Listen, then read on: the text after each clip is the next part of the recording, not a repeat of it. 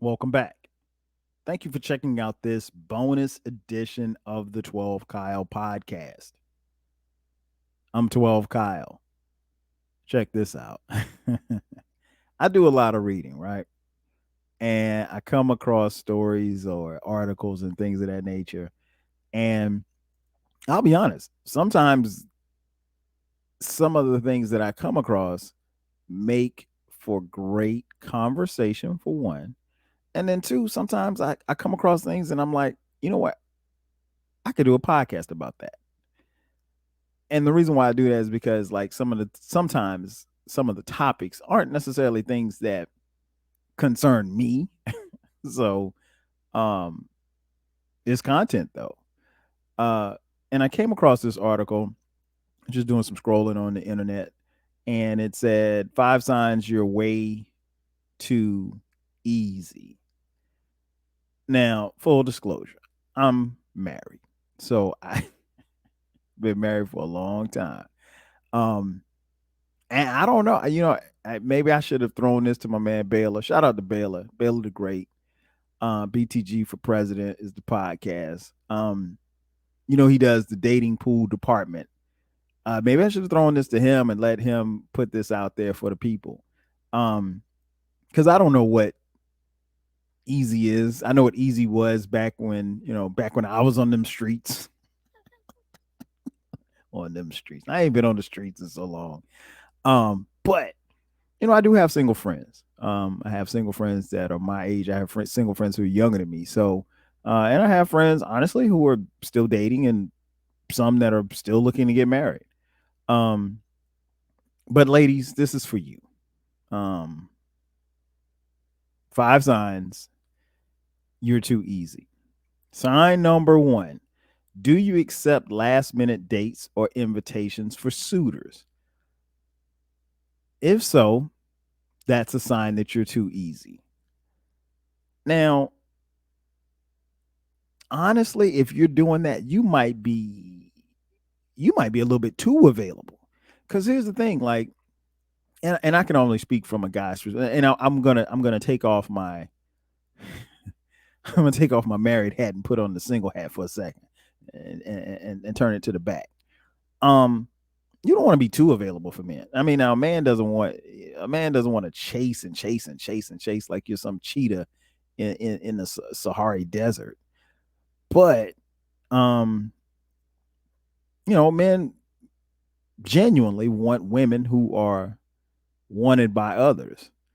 And if it's 5 o'clock and I can call you and be like, yo, let's meet up, let's go grab some food, blah, blah, blah, blah, blah. At 7 o'clock, and I say, like, hey, let's do it at 7 o'clock, and you're readily available, not a good look.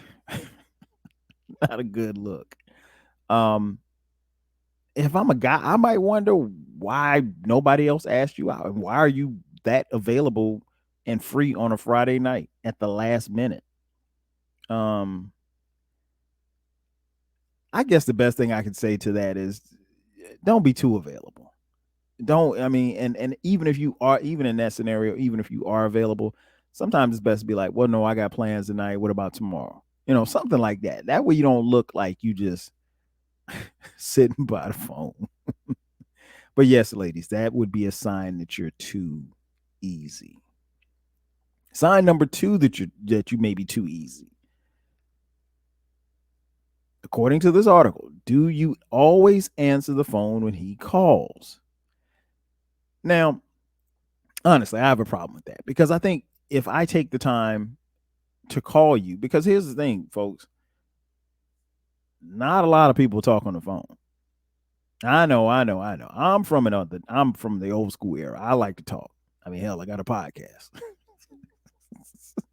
So I'm clearly here for the conversations. But, you know, there are some, and my single lady friends have told me this. There's some men that they get your number, they just want to text, which I think is lazy as hell. But again, I'm old. I don't know. Who cares? But no, I want to I want to talk to you. I want to hear what you have to say. I want to hear what, and I mean, like, anybody can text, and yes, texting is good. But at the same time, let's Have a conversation. But do you always answer when he calls? The article says that's a red flag for him. The next time he calls, let it go to voicemail. Men love a challenge and want to feel they're pursuing a woman. Give him something to chase. I'm not necessarily on board with that because let's say, he calls and he really wants to talk or he wants to go somewhere or make a plan to do something and you don't answer the phone. What is he going to do? Yep. Call somebody else. I know I would. Number 3, the third sign that you may be too easy, ladies. Do you instantly allow him to reschedule a date after canceling? Now, back in my day, sounds like, oh, you say back in my day. Yeah, no, I didn't. When I was dating, I can't remember canceling too many dates. I mean, like, we didn't have, this was the 90s. We didn't have like a whole bunch of stuff going on. So, like, if you couldn't make it, you couldn't make it. But, it wasn't, a fact of me not making it is because, Jay Fresh came over or something like that. It was something different. But according to this article, it says this is a huge mistake. Unless he cancels because of a natural disaster or a family emergency, you should not accept another invitation right away. You should turn down his next 2 invites. If he really wants to make it up to you, then he'll be more persistent. I'm going to ask Shelly Shell about that. She dates. Matter of fact, I'm going to shoot her a text. As soon as I'm done with this podcast, I'm going to shoot her a text and ask her about that. Because I know, and I've known Shell for years. Shell, no, if you try to reschedule after canceling, no, she ain't gonna let you do that shit. I just know her. She's not gonna let you do that. She's like, nah, I will schedule the next one. And that's, her way, and like any other woman, their way of trying to see if you for real. So I get it. All right, ladies. Number 4. The fourth sign that you're too easy. Do you initiate most of the contact, meaning calls, texts, emails? I can see this. I can definitely understand how and why this could be a sign that you're too easy. It may kind of come off a little like you're desperate. But hey, I don't know. According to this article, this is a turnoff for most men. They want to chase you, not the other way around. Stop immediately and throw away his number. What the hell? Throw away his number. The contact should be initiated by him in the beginning. I do feel that. I mean, like, I think it's cool if it's mutual. If if I call you on Monday, you call me on Tuesday, and it, honestly, it's not something I think that needs to be said. It just kind of happens. It's the natural evolution of what the old folks used to call courting. We call it macking in my day. Yeah, that's what we call it, macking. But nah, I think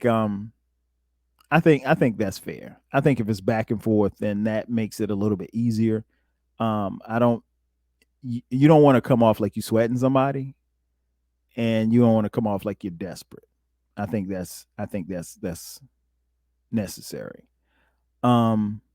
Fifth and final sign that you're too easy, ladies. Are you only dating one guy who hasn't asked or requested an exclusive relationship? Now this is where it gets interesting because there's definitely different schools of philosophy when it comes to this. And I think it really is generational. It depends on how and when and where you were raised. Because this generation of kids, or I shouldn't say kids, this generation of young people, from what I can tell, like there's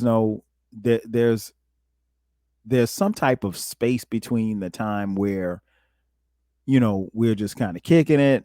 We're getting to know each other. We may or may not be sleeping together. And then, where you say, okay, well, hey, I want you to be my girl. Like back in the day, you would just ask that off top. Like, once you've been out a couple of times, hey, I want you to be my girl. Will you go with me? Check yes, check no. And you better check yes, or maybe so. Um, so yeah, nowadays it's different. People, and I even have this experience with my sons. They talk about how, yeah, we're just kicking it. We're talking. And that's what the phrase they use. We're just talking. And we're talking meaning I'm talking to you, but I could be talking to somebody else, and you could be talking to somebody else, and we're not exclusive. But it gets kind of tricky when you get down to the fact of asking for an exclusive relationship. And I think that comes with time, that comes with a feeling and signs that you're really into this person, or signs that they're not into you. Um but yeah, I just wanted to get on here and talk about that and give something out for the ladies. I know there are probably a few of you are saying, when are you going to say something to the fellas? You should do a podcast about the fellas. What? Relax. If I come across an article about the fellas, I will. But it's always interesting. I mean, like, again, I sit in a different seat, and the seat that I sit in, I'm in the stands. I'm just watching the game on the field. That's all. I I look like an expert from the sideline. I mean, excuse me, from the stands. I don't know what the game is right now. I see it, but I'm not in it, and I'm so thankful. But yeah, just a little tidbit for the ladies. That's going to do it for me. And ladies and gentlemen, thank you for checking out this bonus edition of the 12 Kyle podcast. Be sure to subscribe to the podcast. The podcast drops every Thursday at midnight. That's going to do it for me. I'll catch you guys next time. 5 G's.